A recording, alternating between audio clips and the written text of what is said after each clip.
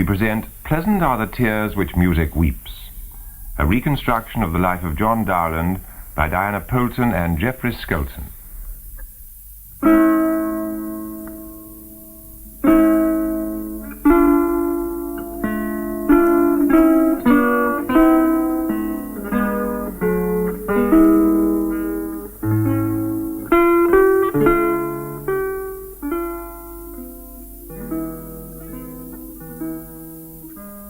Semper Dowland, semper dolens. Dowland, always grieving. That is the picture which the great lutenist composer of Elizabeth's day and of James's day built up of himself. The picture of an unhappy exile, forever slighted, forever weeping.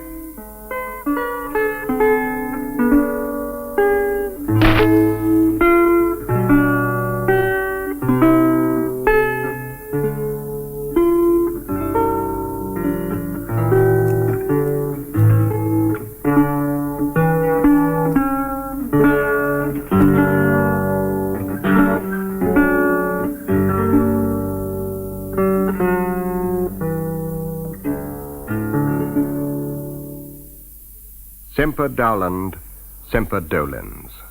It was a profitable approach, one that brought him international fame, if not fortune. But was it anything more than a facade? Was this yearning melancholy the whole of John Dowland in his life of 63 years?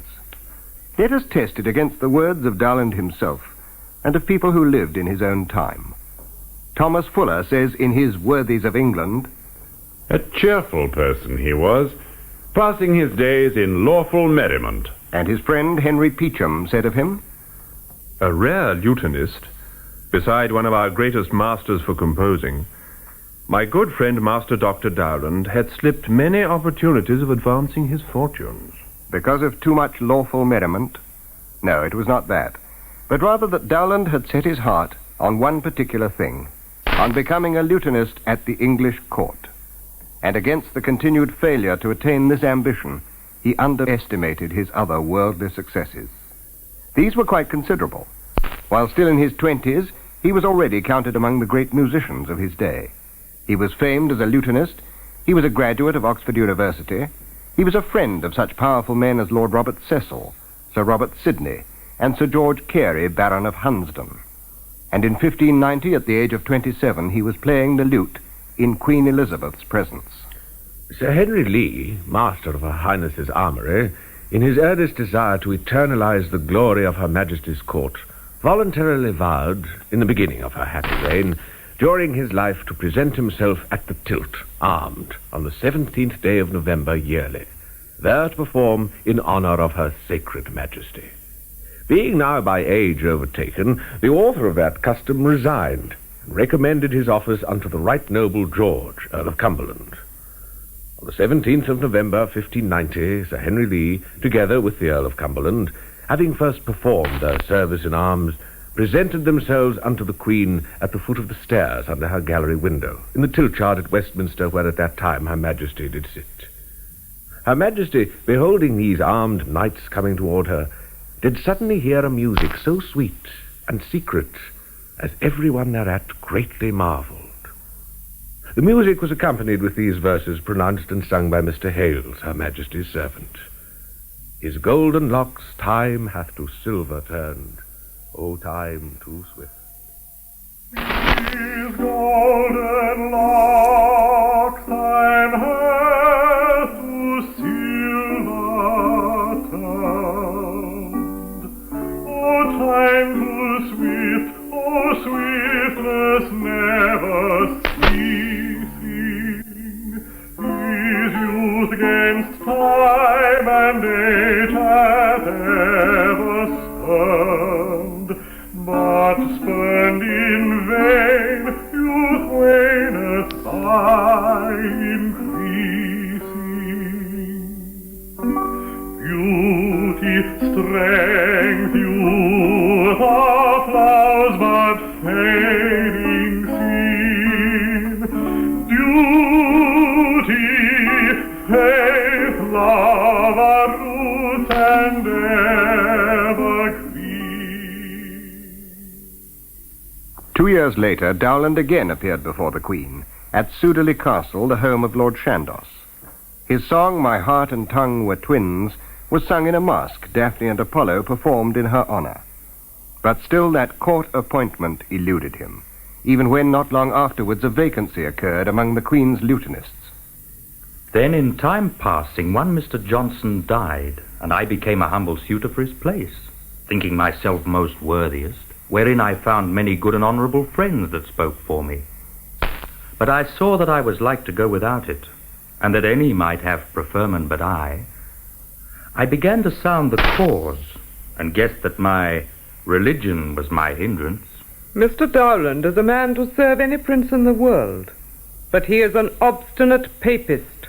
Whether or not Queen Elizabeth really spoke those words, as Dowland claims, the fact remains that he was at that time a Catholic, if not an active papist, and in a letter to Sir Robert Cecil, the Queen's adviser, he later explained how it came about.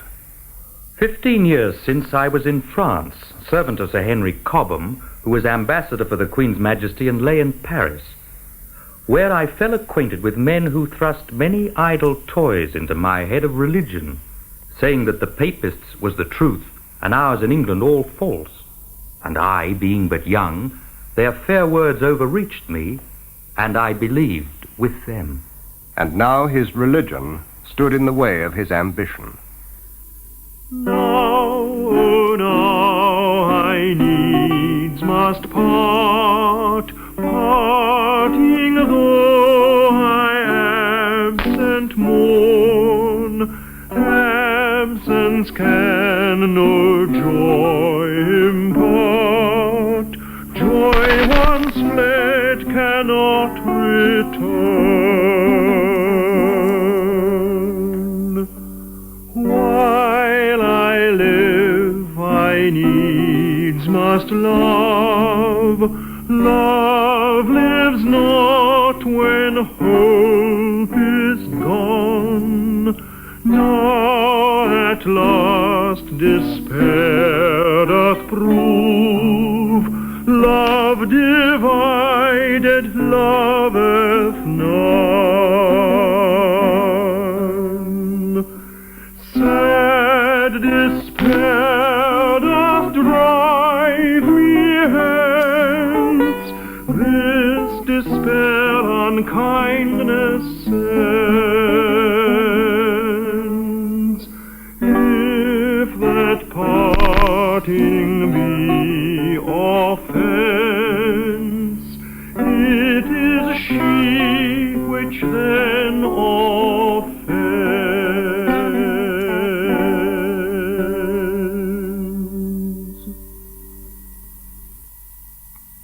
My mind being troubled, I desired to get beyond the seas, which I durst not attempt without license from some of the Privy Council, for fear of being taken and so have extreme punishment.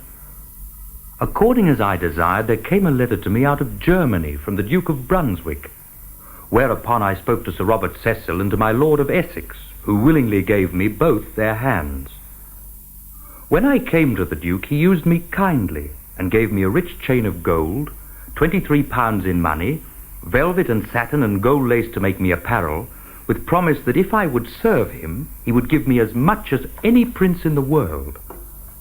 From thence I went to the Landgrave of Hessen, who gave me the greatest welcome that might be for one of my quality, who sent a ring into England to my wife valued at 20 pounds sterling, and gave me a great standing cup, with a cover of gilt full of dollars, with many great offers for my service. Above others, who carries away the palm for excellence, not only in music, but in whatsoever is to be wished of a brave prince, is Maurice, Landgrave of Hessen, of whose own compositions I have seen 8 or 10 several sets of motets, and many times for his recreation only he is his own organist. He is a perfect man and a most perfect prince, expert in French, Italian, and English. Dowland had only been lent to the Landgrave of Hessen by the Duke of Brunswick, and seems to have overstayed his leave. The Landgrave sent a tactful letter. I trust that your grace has not presumed that John Dowland has been engaged by me. He has been staying here voluntarily, and availing himself of any chance opportunity to perform. It was exceedingly kind of your grace to send us your lutenists and musicians, and we beg you to excuse their belated return, as it was our fault that they tarried here so long. But Dowland did not return to Brunswick. I had a great desire to see Italy, and came to Venice, and from thence to Florence, where I played before the Duke and got great favors. One evening I was walking upon the piazza in Florence, and a gentleman told me that he had spied an English priest and that his name was Skidmore. So I, intending to go to Rome to study with a famous musician named Luca Marenzio, stepped to this Mr. Skidmore, the priest, and asked him if he were an Englishman, and he told me, yea. And I, telling him my name, he was very glad to see me. So I told him I would go to Rome, and desired his help for my safety. For, said I, if they should mistake me there, my fortune were hard, for I have been thrust off of all good fortune at home because I am a Catholic. Skidmore wrote to one of the English exiles in Rome. Right worshipful Mr. Fitzherbert, I know the fame of Mr. Dowland, our countryman, has come to your ears long ago for his exquisiteness upon the lute and his cunning in music. And now shortly you are like to hear him in person. I do assure you, in verbo sacerdotis, that he is no meddler, but rather inclined to the good, and only for the fame of Luca Marenzio and love of music has undertaken this voyage. So that I hope there will be no occasion to hinder you from doing what favors you can. Then there came 2 friars to my lodgings. The one was an Englishman named Bailey, a Yorkshireman. This friar Bailey told me he had received letters from Rome to hasten me forward, and told me that my discontent was known at Rome, and that I should have a large pension of the Pope, and that His Holiness and all the cardinals would make wonderful much of me. Thereupon I told him of my wife and children, how to get them to me. He told me that I should have acquaintance with such as should bring them over, or else they would lose their lives, for there had come those into England for such purposes.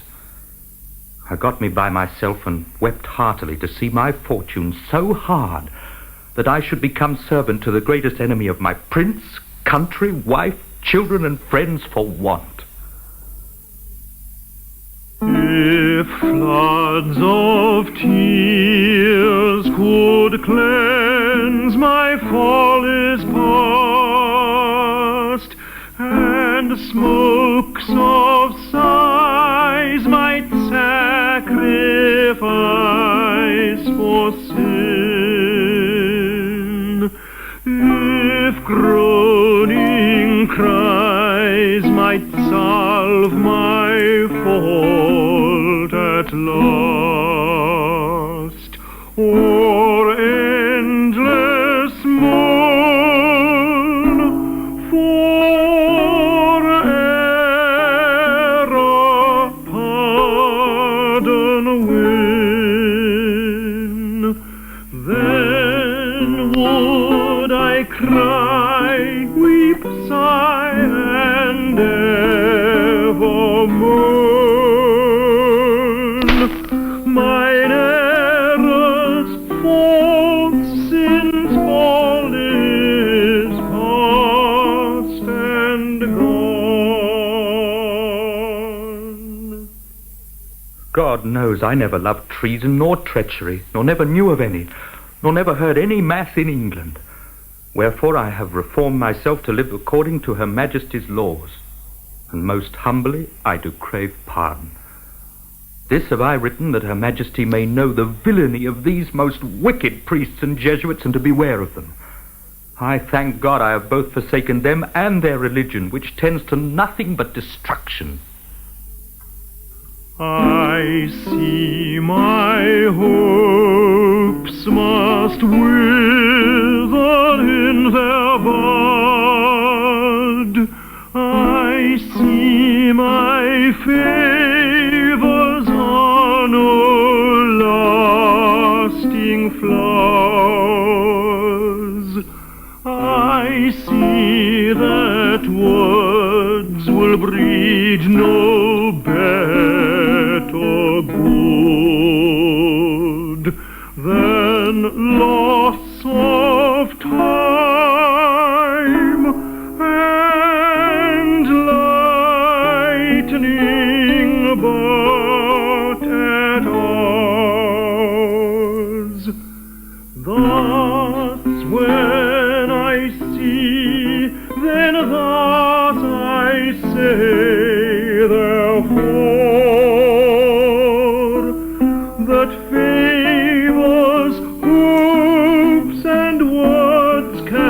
can blind no more.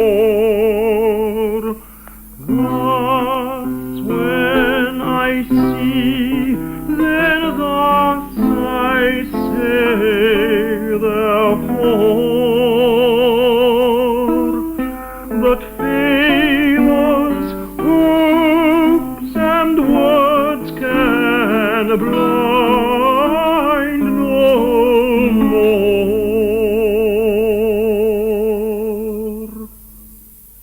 So Dowland never got to Rome, never met the celebrated Luca Marenzio, but returned post-haste to the Landgrave of Hessen to await the hoped-for reward for his repentance and the information he had passed back to England concerning the Queen's enemies. He had more than a year to wait. Then he received a letter from his old master and friend, Henry Noel, in England. For person, parentage, grace, and valor, and many other excellent parts, among which skill in music, Henry Noel was of the first rank in the court. And though his lands and livelihood were small, having nothing known certain but his annuity and pension as gentleman to Queen Elizabeth, yet in state, pomp, magnificence, and expenses did he ever equalize the barons of great worth. If any demand whence this proceeded, the Spanish proverb answers him, that which cometh from above, let no man question. Mr. Dowland, I take well your several remembrances to me, by letters which ere this time I would have answered, but for the uncertainty of your abiding. You shall not need to doubt of satisfaction here, for Her Majesty has wished divers times your return. Therefore, forbear not longer than other occasions do detain you. I wish you health, and soon return, and commit you to God.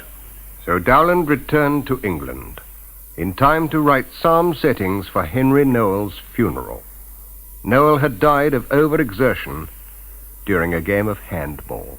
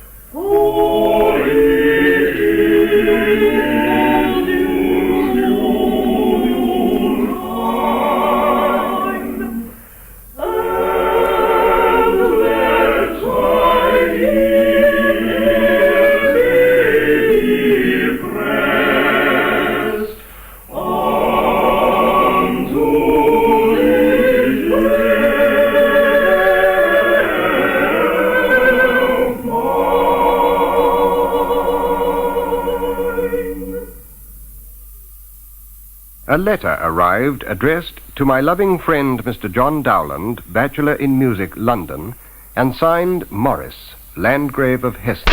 Mr. Dowland, I imagined your departure from me had been either to serve Her Majesty, or at least for some other preferment fit for a man of your worth. The letter importing little less which called you home, the which, I understand since, has took no place, either for want of good friends to prefer you, or by some particular ill hap that many times follows men of virtue. But to the purpose. If you do think that the acceptance of my service may in any way better your estate, I will assure you that entertainment, that every way you shall hold yourself content. But Dowland was not yet ready for another trip abroad. He had just published his first book of songs and dedicated it to his former patron, the Baron of Hunsdon. The first book of songs or airs of 4 parts, with tablature for the lute, so made that all the parts together, or either of them severally, may be sung to the lute or pherion or viol da gamba, composed by John Dowland, lutenist and Bachelor of Music in both the universities. Printed by Peter Short, the assign of Thomas Morley, and to be sold at the sign of the Star on Bread Street Hill, 1597. Courteous reader, how hard an enterprise it is in this skillful and curious age to commit our private labours to public view, mine own disability and others' hard success do well assure me. And were it not for that love I bear to the true lovers of music, I had concealed these my first fruits, which how they will thrive with your taste, I know not. Awake, sweet love, thou art returned, my heart which long in absence mourned lives now in perfect joy. Let love which never absent dies now live forever in her eyes, whence came my first annoy. Only herself hath seemed fair, she only I could love, she only drave me to despair when she unkind did prove. Despair did make me wish to die, that I my joys might end. She only which did make me fly, my state may now amend.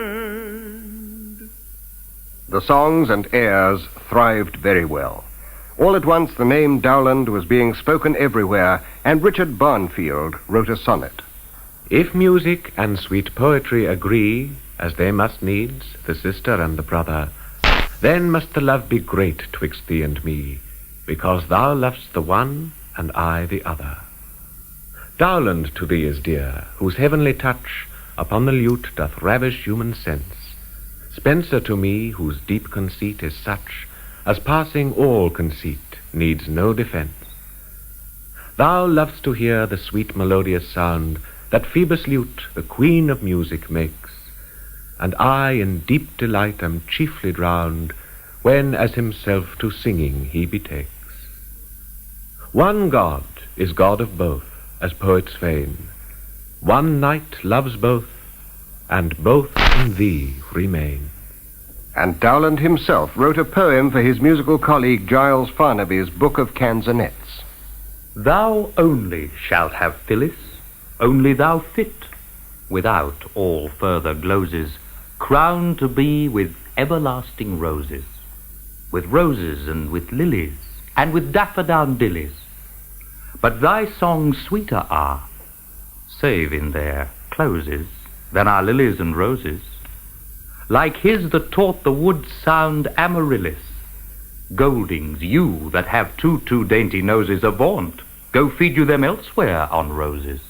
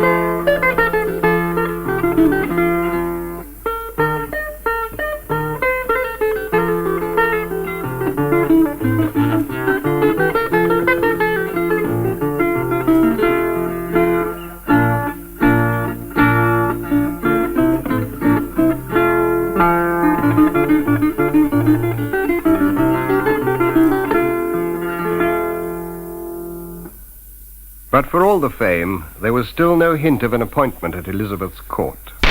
Dowland accepted the next best thing. On July the 16th, His Majesty has most graciously engaged John Dowland as lutenist in the service of His Majesty, and His Majesty will pay him $500 a year. His Majesty was King Christian IV of Denmark, and his court, Elsinore.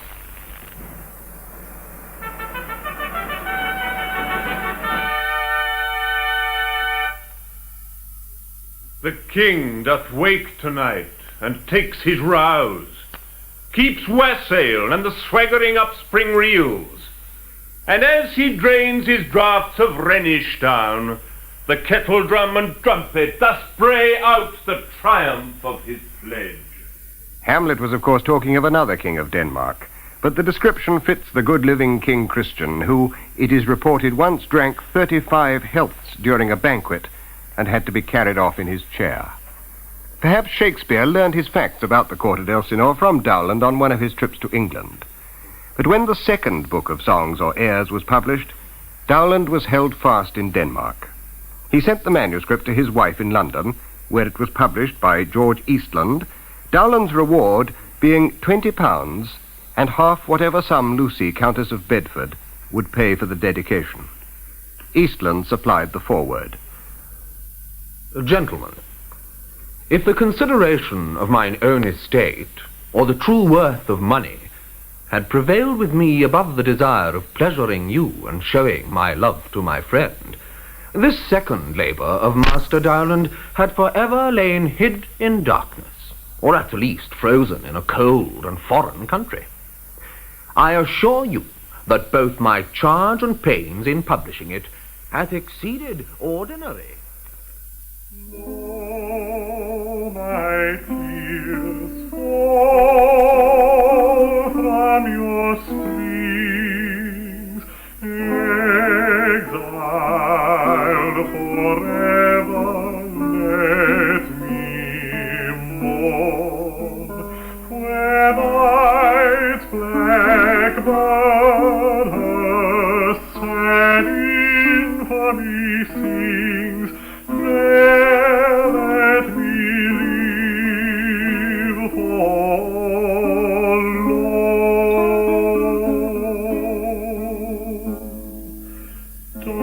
Down vain lights shine you no more. No nights are dark enough for those that in despair their lost fortunes deplore. Light doth but shame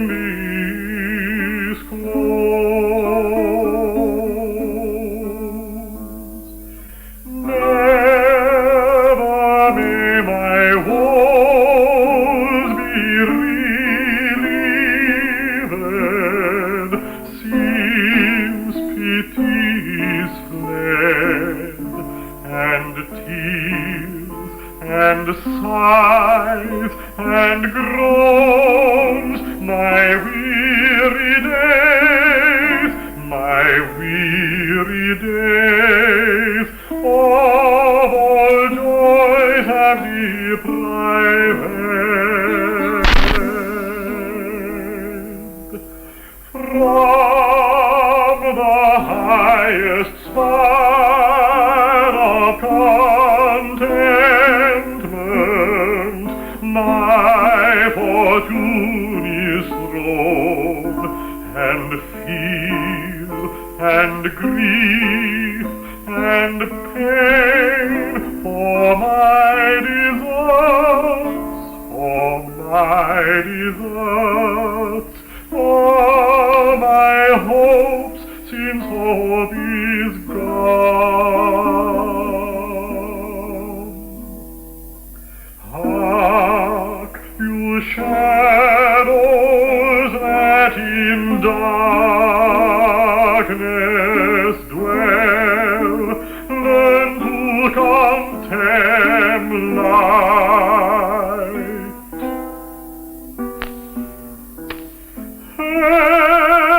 Happy that in hell feel not the world's despite.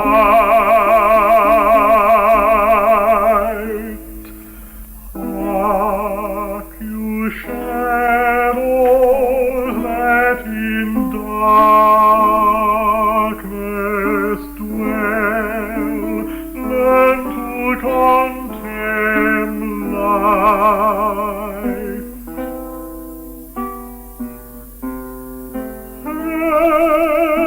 Happy, happy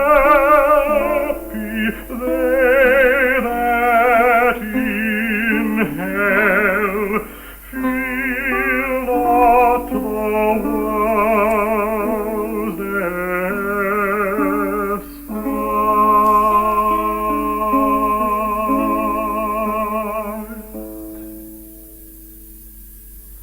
Lacrimae, Dowland's most celebrated composition, appeared for the first time as Flow My Tears in the second book.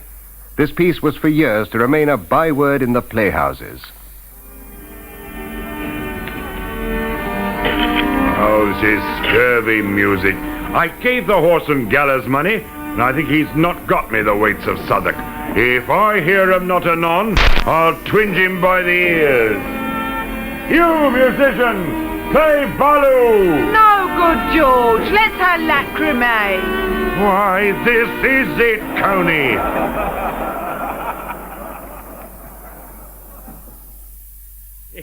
How now, my lord? Turned spinster? Do you work by the day or the grate? Is your theorbo tuned to a distaff, signor? And your voice with which you chanted room for a lusty gallant tuned to the note of lacrimae?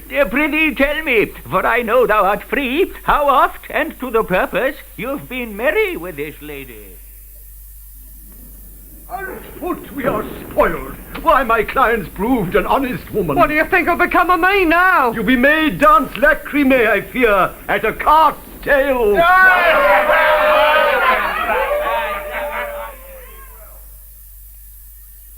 A year later, Queen Elizabeth died, having denied Dowland his ambition to the last. But the wife of her successor, James I, was the Princess Anna of Denmark, sister of Dowland's royal master. Dowland, though still drawing King Christian's pay, was soon back in England, seeking an opportunity of meeting the new queen. The king arrived at Winchester on the 20th of September, and the queen, who went there 2 days before him, was received by the mayor and corporation with great solemnity.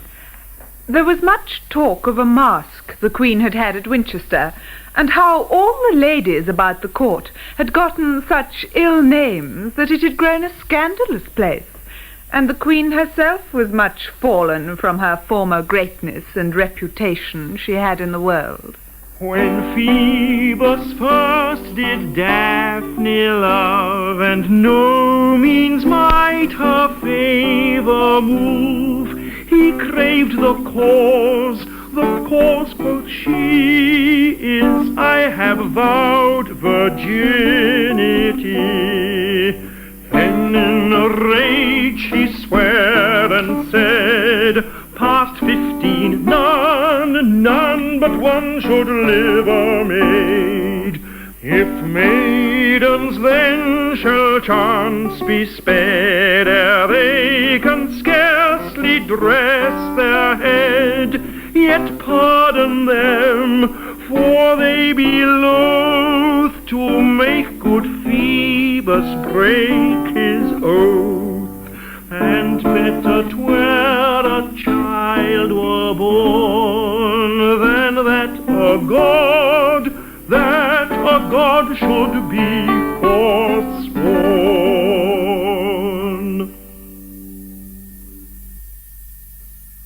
Since I had access to your highness at Winchester, most gracious queen, I have been twice under sail for Denmark, hastening my return to my most royal king and master, your dear and worthiest brother. But by contrary winds and frost, I was forced back again, and of necessity compelled to winter here, in your most happy kingdom. in which time I have endeavoured by my poor labour and study to manifest my humbleness and duty to your Highness, being myself one of your most affectionate subjects, and also servant to your most princely brother, the only patron and sunshine of my else unhappy fortunes. For which respect I have presumed to dedicate this work of music to your sacred hands, that was begun where you were born, and ended where you reign. And though the title doth promise tears, unfit guests in these joyful times, yet no doubt pleasant are the tears which music weeps, neither are tears shed always in sorrow, but sometimes in joy and gladness. Vouchsafe then, worthy goddess, your gracious protection to these showers of harmony, lest if you frown on them, they may be metamorphosed into true tears.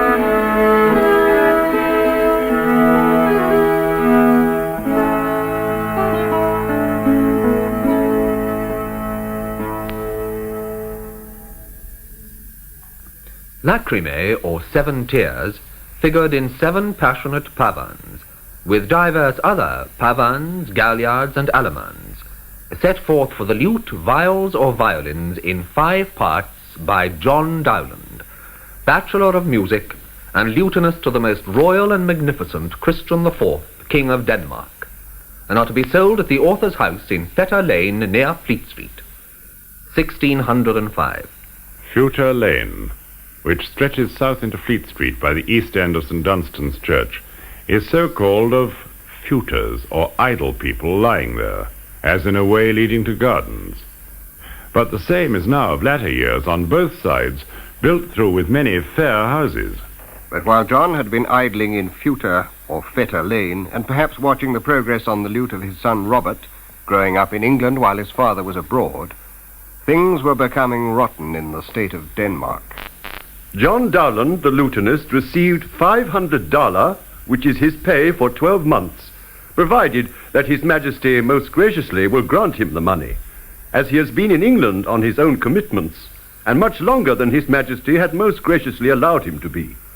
And if His Majesty will not grant him the agreed pay, he will have to account for it to His Majesty. His Majesty paid up and continued to pay meticulously. But when Dowland at last got back to Denmark and began to draw his pay in advance, a disapproving note began to creep into the comptroller's accounts. On November the 2nd, on behalf of His Majesty, Bride Rantzau, a governor and an honorable man, has advanced John Dowland $20 out of his pay for the next year, from February the 18th, and for some time later. It will be deducted from his pay. And then in 1606 came the final account. On March the 10th, John Dowland received $8 and 9.5 shillings, which is his present pay for 6 days, from February the 18th to the 24th, and he has been discharged. So Dowland's travels ended, and he returned home to England and an uncertain fortune. For how could he hope for favors from Queen Anne of England when he had so sorely abused the hospitality of her royal brother, particularly as King Christian was about to arrive in England on a state visit? I came here a day or two before the Danish king came, and from the day he did come until this hour, I have been well nigh overwhelmed with carousal and sports of all kinds. I think the Dane has strangely wrought on our good English nobles, for those whom I never could get to taste good liquor now follow the fashion and wallow in beastly delights. The ladies abandon their sobriety and are seen to roll about in intoxication. One day a great feast was held, and after dinner the representation of Solomon's temple and the coming of the Queen of Sheba was made, or, as I may better say, was meant to be made. But alas, the lady who did play the Queen's part did carry most precious gifts to both their majesties, but, forgetting the steps arising to the canopy, overset her casket into his Danish majesty's lap and fell at his feet. Much was the hurry and confusion. Cloths and napkins were at hand to make all clean. His Majesty then got up and would dance with the Queen of Sheba, but he fell down and humbled himself before her, and was carried to an inner chamber and laid on a bed of state, which was not a little defiled with the presence of the Queen which had been bestowed on his garments, such as wine, cream, jelly, beverage, cakes, spices, and other good matters. The entertainment and show went forward, and most of the presenters went backward.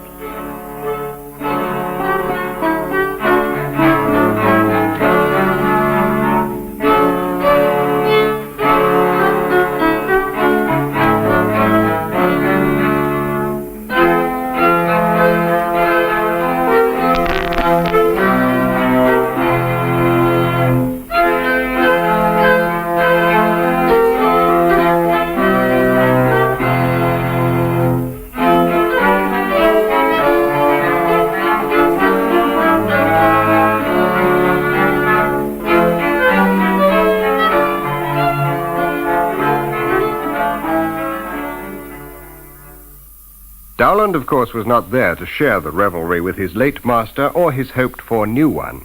He was at his home in Fetter Lane, presumably engaged with his son on the preparation of a banquet of another kind, a musical banquet, published under 19-year-old Robert Dowland's name, but with many traces of his father's guiding hand, not least in the spirited note to the reader.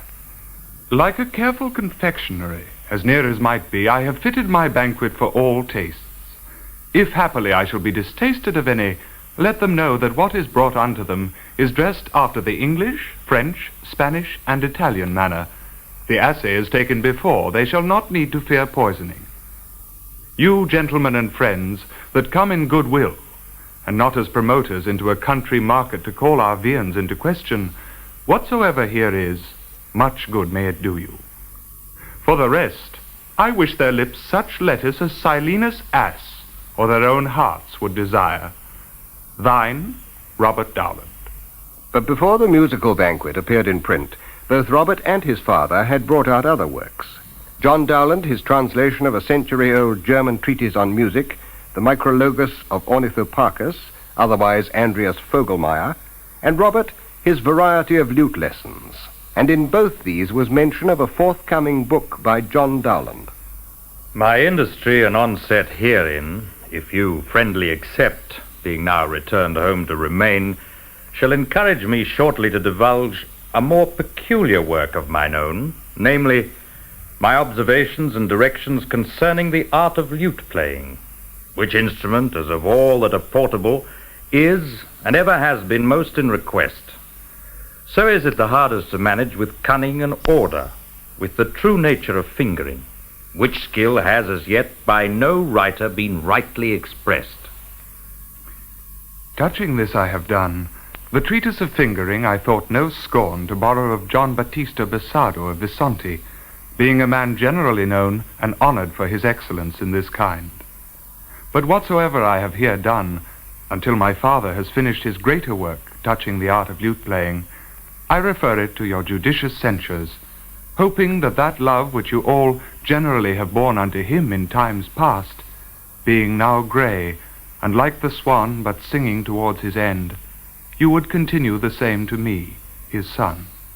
John Dowland never brought out his greater work, and all that we have from him about the mechanics of lute playing are some necessary observations in his son's variety of lute lessons.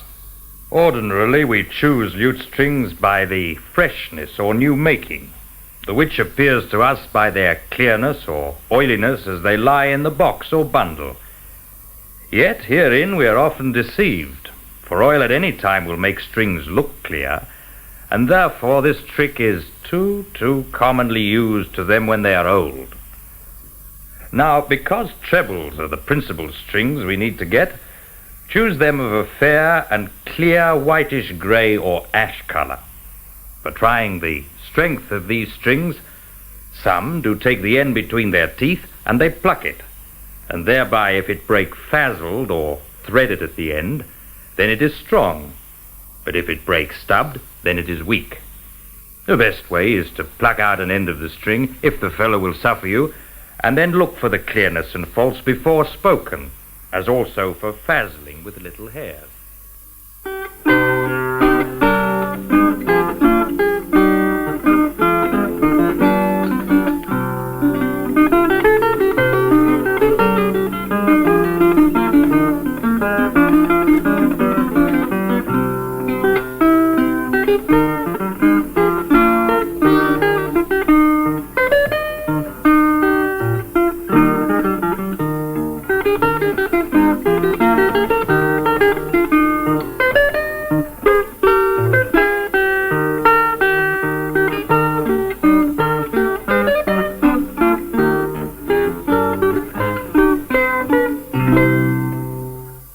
But Dowland, if in the eyes of his son, grey and like the swan but singing towards his end, was by no means finished yet. After all, he was not yet 50, and he was now engaged as lutenist to Lord Walden, son of the Earl of Suffolk, no mean place, though not, of course, to be compared with the royal court. And there was another musical work still to come, a Pilgrim's Solace, which Dowland dedicated to Lord Walden.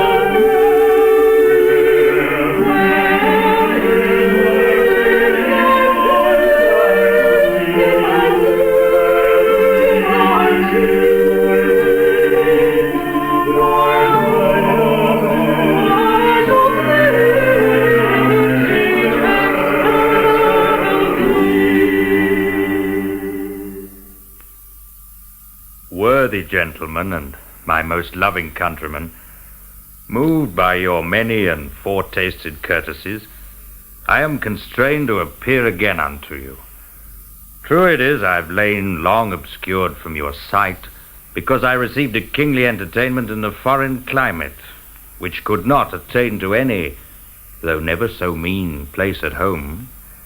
Yet have I held up my head within this horizon, and not altogether been unaffected elsewhere, since some part of my poor labours have found favour in the greatest part of Europe, and been printed in 8 most famous cities beyond the seas. Yet, I must tell you, as I have been a stranger, so I have again found strange entertainment since my return, especially by the opposition of 2 sorts of people that shroud themselves under the title of musicians. The first are some simple cantors or vocal singers who, though they seem excellent in their blind division-making, are merely ignorant, even in the first elements of music. Yet do these fellows give their verdict of me behind my back, and say what I do is after the old manner. But I will speak openly to them, and would have them know that the proudest cantor of them dares not oppose himself face to face against me. The second are young men, professors of the lute, who vaunt themselves, to the disparagement of such as have been before their time, that there never was the like of them. Well, to these men I say little, because of my love, and hope to see some deeds ensue their brave words, and also being that here under their own noses has been published a book in defense of the viol de gamba, wherein not only all the other best and principal instruments have been abased, but especially the lute by name. Moreover, daily there come into our kingdom divers strangers from beyond the seas, which aver before our own faces that we have no true method of application or fingering of the lute. Now, if these gallant young lutenists be such as they would have the world believe, I wish for the honour of our country that they undertake the defence of their lute profession. Perhaps you will ask me why I, that have travelled many countries and ought to have some experience, do not undergo this business myself. I answer that I want ability, being now entered into the 50th year of mine age.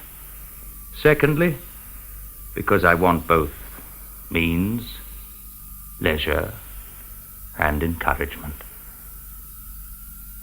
Here Philomel in silence sits alone, in depth of winter on a bared briar, whereas the rose had once her beauties shown, which lords and ladies did so much desire. But fruitless now, in winter's frost and snow, it doth despised and unregarded grow. So since, old friend, thy years have made thee white, and thou for others hast consumed thy spring, how few regard thee, whom thou didst delight, and far and near came once to hear thee sing. Ungrateful times and worthless age of ours, that lets us pine when it hath cropped our flowers. Was it Henry Peacham's ode, Ad amicum suum Johannum Dowlandum, that caught the conscience of the king, or Dowland's own pathetic words? Whichever it was, approaching age and self-pity achieved what early renown could not.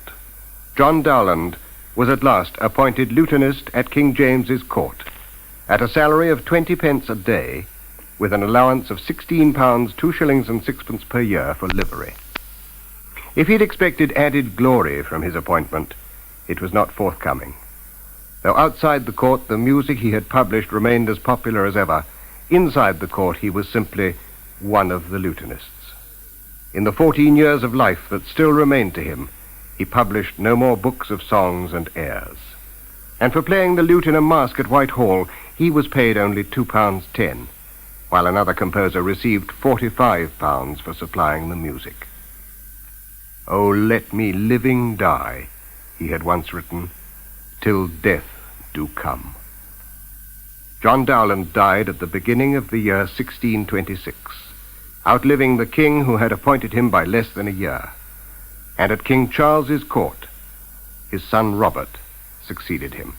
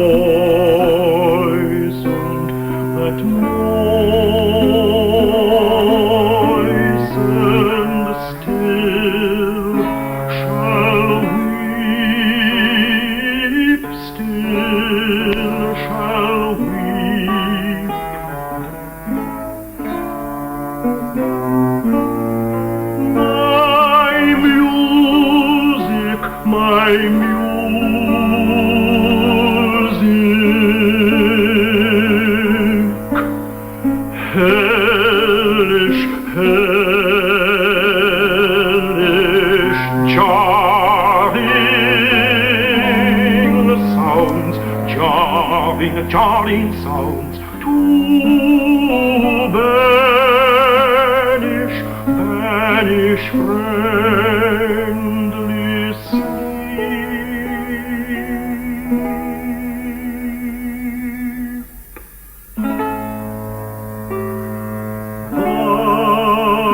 Thus wedded to my and bedded to my tomb.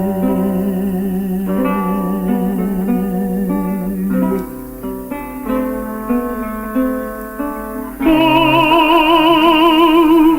let me living die. Oh, let me living die, till death do come, till death do come, till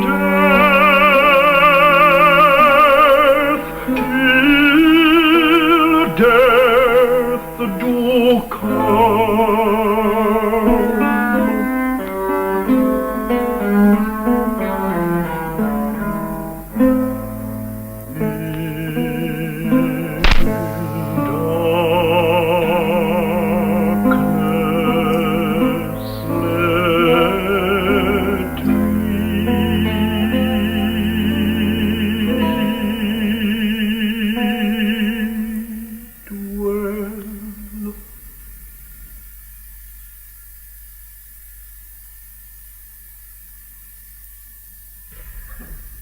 Pleasant Are the Tears Which Music Weeps was written by Diana Poulton and Geoffrey Skelton. The narrator was Don Davis, and the part of John Dowland was played by Trader Faulkner. Other parts were played by Michael Deacon, Frank Duncan, Valentine Dial, Felix Felton, Dennis Gosher, Dennis Hawthorne, Rolf Lefevre, Peter Marinker, Joan Hart, and Roslyn Shanks. The lute solos were played by Desmond Dupré, and the songs were sung by Wilfred Brown tenor, Benjamin Luxon baritone, Jantina Norman, soprano, and Roland Tatnall, alto, accompanied by David Channon, lute. Obligato parts in the accompaniment on treble and bass viol were played by Dennis Nesbitt and Dietrich Kessler. Consort pieces were played by the Elizabethan consort, Dennis Nesbitt, treble viol, Benjamin Kennard, treble viol, Gillian Amherst, tenor viol, Nancy Neal, bass viol, and Dietrich Kessler, bass viol, with David Channon, lute. The program, which was recorded, was produced by Geoffrey Skelton. Valentine Dial is now appearing